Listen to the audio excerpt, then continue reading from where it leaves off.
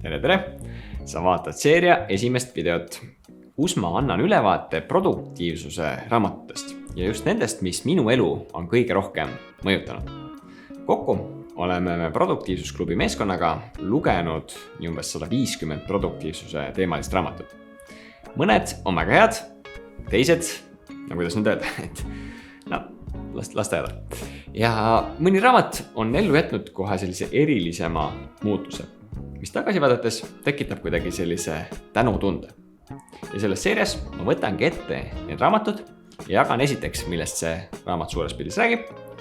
Ja siis edasi, kuidas mina enda elu sellele olen rakendanud. Ja viimaseks siis see, et mis siis on päriselt toiminud ja mis mitte. Ja sina saadki siis enda jaoks mõelda, mis põhimõtteid enda jaoks sa tahad sellest kaasa võtta.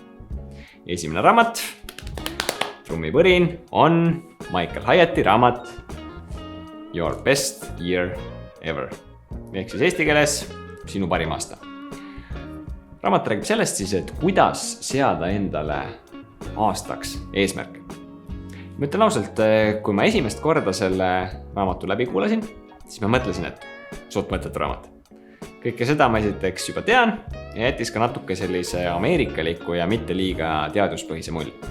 Mõni aeg hiljem vaatasin, et minu heal sõbral, Valduril, näeb aasta eesmärkide seadmine kuidagi sujuvamalt ja paremini kui minul. Ja sellist asja ometi ei saa ju juhtuda lasta. Ja need asjad, mida tema eesmärgid just toimima panid, olid just need samad, mida tegelikult Hyatt oma raamatus õpetab. Ja nii ei jäänudki mul mitte midagi muud üle, kui tuli asi tõsiselt käsile võtta ja enda jaoks eesmärkide seadmine toimima panna. Enda aasta eesmärke sean mina aasta lõpus. Lisan need Notionisse ja selleks aastaks ma võtsingi 5 eesmärki, mille näitel ma siis need põhimõtted illustreerin. Esiteks, juurutada lastega igapäevane kvaliteetaeg, teha NATO-test 300 punkti peale, kaaluda 73 kilo, luua rütm, kuidas töötan läbi loetud raamatuid ja viimaseks pidada 2 hästi ettevalmistatud jutust. Ja jagan sulle siis sellest samast raamatust 5 põhimõtted, mis on mind isiklike eesmärkide seadmise puhul väga palju aidanud. Esiteks, ma sean eesmärgid erinevate eluvaldkondade kohta. Elu on ju tegelikult tervik, ei ole ainult töö või tervis. Ja kui ma mõtlen just laiemalt erinevate valdkondade peale, siis see aitab luua sellist head tervislikku tasakaalu. Ma liigun ka edasi nendes asjades, mida ma võib-olla muidu eesmärgiks ei pruugikski seada, näiteks mingid suhete teemad. Teiseks, ma jaotan eesmärgid aasta peale laiali. Tihti seatakse jaanuaris suured plaanid ja siis me teame küll, mis siis juhtuma hakkab.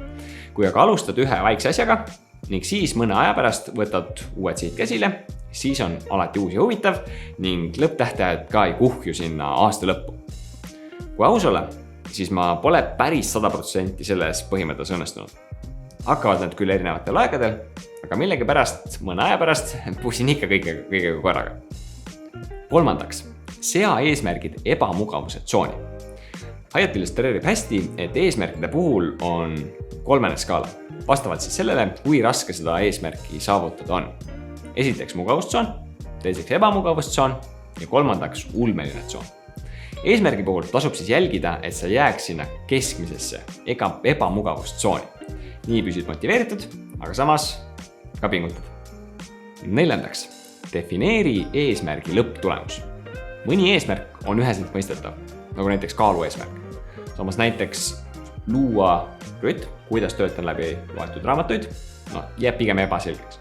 Selleks ma olengi siia juurde kirjutanud, et olen sõnastanud reeglid info taletamiseks, sorteerimiseks ning kordamiseks ja uute reeglite järgi vormistanud 5 raamatut. Nii ma saan enda jaoks aru, mida see minu jaoks täpselt tähendab. 5. Sea eesmärgi puhul põhimotivatsioon. Miks sa üldse tahad seda eesmärki seada? Selle läbimõtlemine aitab sul just nendel raskematel hetkedel selles päriselt püsima jääda. Need olid 5 punkti, mis mind on väga palju aidanud. Lisaks soovitab autor seada endale iga eesmärgi täitumisel preemia. Lähed siis kinno või ostad endale midagi. Ma endiselt teen seda, aga ma pole ausalt öelda sellest just liiga palju kasu või motivatsiooni enda puhul märganud. Aga ilmselt teised võib-olla on. ja raskusi minu jaoks siis valmistab veel endiselt see, et eesmärgid piisavalt selgeks sõnastada. Mõne asja puhul on see lihtne, näiteks treening. Aga näiteks lastega kvaliteetaeg, selle lõpptulemus on raske mõõta ja sõnastada. Samas see ei tähenda, et tegelikult selliseid eesmärke ei peaks seadma, sest oluline on just see, et sa võtaksid aega selle jaoks, mis sinu jaoks on oluline. Ja eesmärke ma ei seagi ju tegelikult selleks, et seada eesmärke, vaid selleks, et püsiks tasakaal, ma saaksin näha häid tulemusi erinevates eluvaldkondades ja nautida tegelikult laiemalt sellist tähendusrikkamat elu. Ma ise soovitan väga seda raamatut, aga pigem mitte sellises õhtukopi raamatuks, vaid nii, et sa võtadki selle ette nagu õpiku, töötad läbi ja juba enda jaoks mõtestad elu selles kontekstis läbi. Edu sulle eesmärkide seadmisel!